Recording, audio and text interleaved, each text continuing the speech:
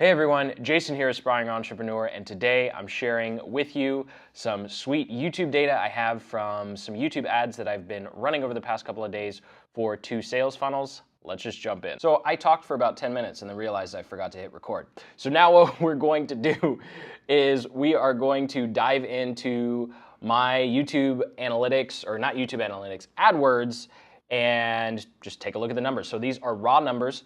Let's go ahead, zoom on in here. So we're testing 2 different funnels and 2 different types of campaigns. So these first, I'll just highlight it. These are the 2 different funnels we're testing. The SFI funnel is a webinar funnel that has a digital course offer at the end of it. And then the TFB funnel that I'm testing is a Thrive affiliate offer. And then they're both broken down by views and subs. So we have a campaign for views and a campaign for subs. And as you can tell by looking at this, when you look at the views and impressions, you can see that it's really easy to reach viewers, not so easy to reach subscribers. So I'm still struggling to actually cost effectively reach you guys.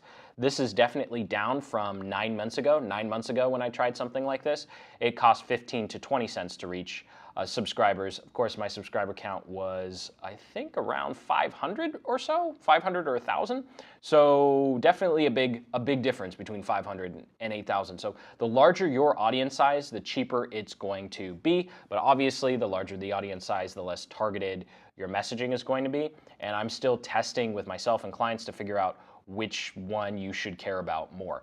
So far, I'm more on the kind of shotgun approach of just get the cheapest views possible as long as you're kind of aiming in the right direction.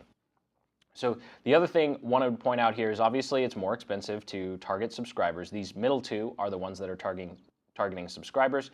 The click-through rates do seem to be better, and the conversion rates do seem to be better. Actually, this conversion rate here should be closer to 15, but we'll get into that because I apparently messed up the conversion tracking. So after the first day, I realized MailChimp was telling me that I had 15 or 14 people, and there were 0 conversions here. So I had to go fix that, and now my numbers are forever messed up.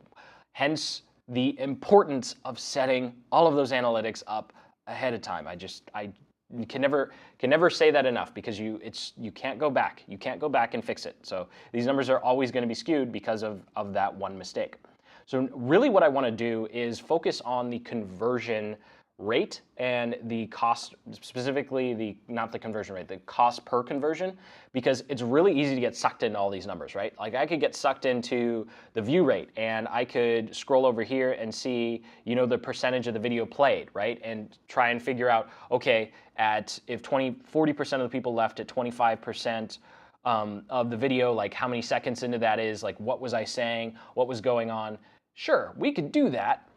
But first, you want to actually look at the conversions because the conversions are going to tell you where you should actually start spending your time. So for that, let's jump over to Evernote here, and I'm going to walk through some conversion numbers and why it's so important to have your conversion tracking, but looking at your cost per conversion in the scope of your average profit per sale in your funnel. So the first one we're going to go through is that webinar funnel, the SFI campaign. So the campaign breakdown, the total cost of the campaign has been $51. I'm just aggregating the views and the subscribers together for simplicity's sake.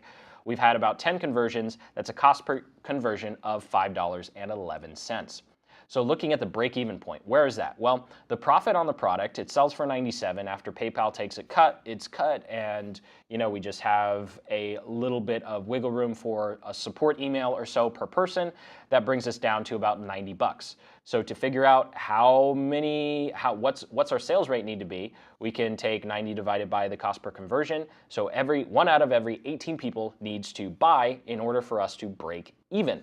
So that's a sales conversion rate of 5.5%. So that means across the webinar, the sales emails, and the replay, we need the average conversion rate to be 5.5% in order for this funnel to break even.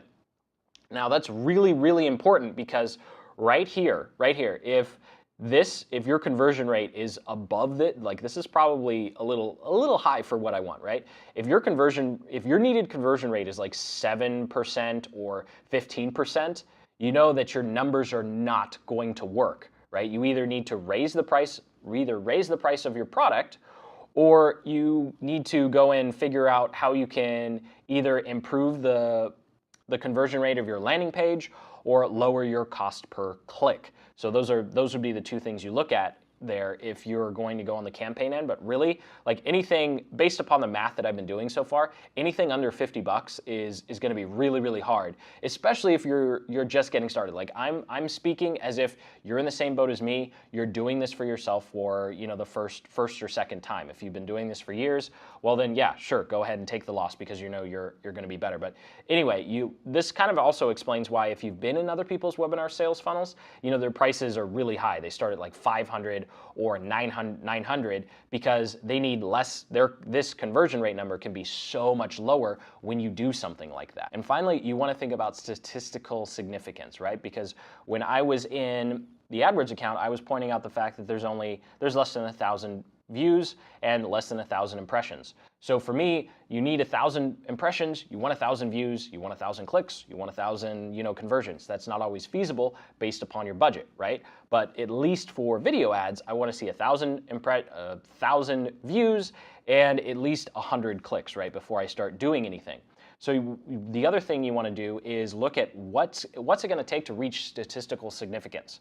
In this one, it would take about $5,000 for me to get 1,000 conversions, and that would tell me how the back end of the funnel, and I'm saying back end very loosely. I mean what happens after they convert, after they subscribe or sign up.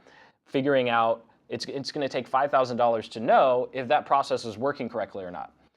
For me, that's not really feasible. I don't want to spend $5,000 on a completely unproven product, right?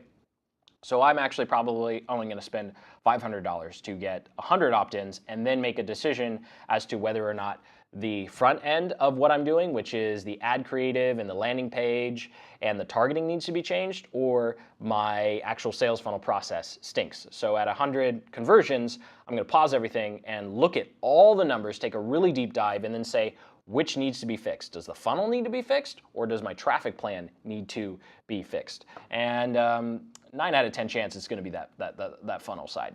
But anyway, let's go ahead and go through another example very quickly. Go ahead and hit that like button if you're still with me. You can always comment below with questions. I tend to want to just give as much away as possible in these videos to help maximize your chances of success, because YouTube seriously is one of the cheapest and underappreciated traffic sources ever. Like, it's ridiculous that you can pay up to, like, some campaigns, I pay 1 cent. I pay 1 cent to reach people. So it's definitely possible. I've seen it for myself. I do it for clients all the time. So this is why I spend so much time on this channel on YouTube, because I'm all in on YouTube and the YouTube ads are just so cheap.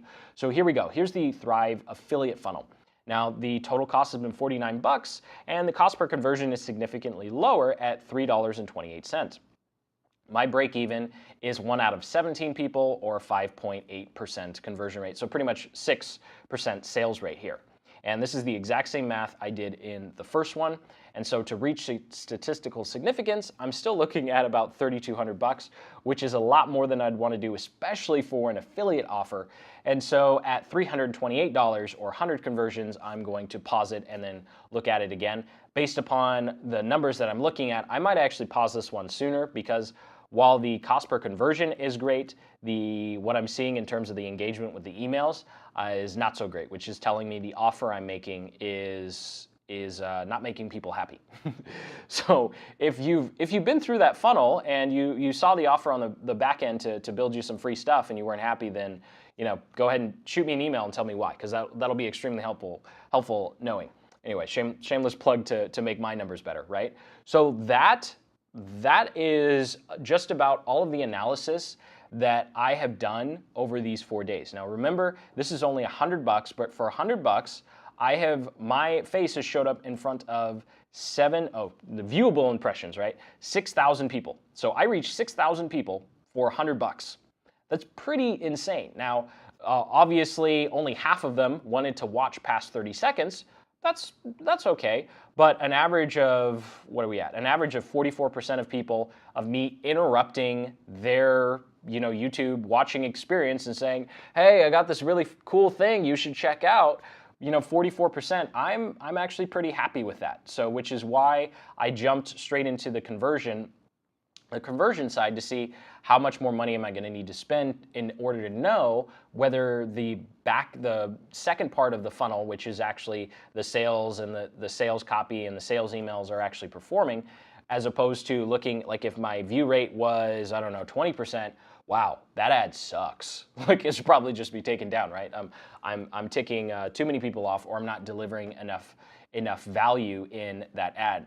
Now, I will say that this is the second test for the SFI, and the first test was using Digital Marketer's educational format. It was a 5-minute ad. These ads are closer to 90 seconds to 3 minutes, and they're performing much better than that longer ad that got pretty much no clicks. So definitely doing better on the click side, and it's just something that you keep reiterating over and over and over again.